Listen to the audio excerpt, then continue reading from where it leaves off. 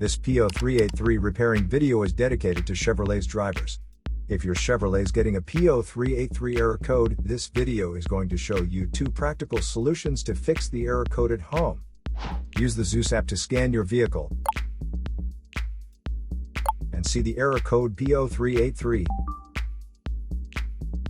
It means that ECM detects the voltage reading is more than 10% lower than the reading recommended by the manufacturer.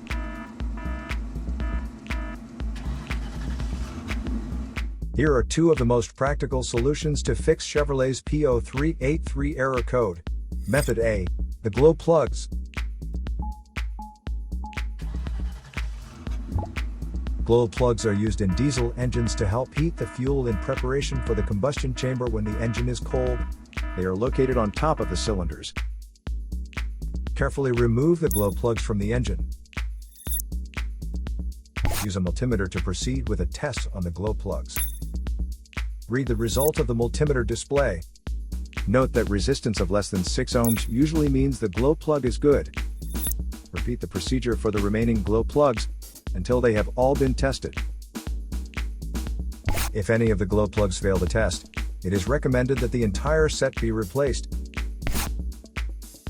Method B. The glow plug control module. The glow plug control module is located on the engine and with a direct connection to the engine control unit. First, carefully remove the glow plug control module from the vehicle.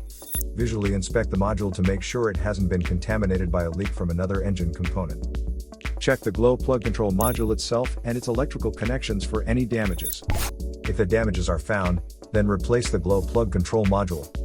Replacing your glow plugs or glow plug control module is a straightforward project that is recommended every 60,000 miles or 95,000 kilometers. So here are 2 of the most practical solutions to fix Chevrolet's P0383 error code. After the repair, you can now use the Zeus app to clear the error code. And tap the rescan button one more time to make sure everything is fine with your vehicle.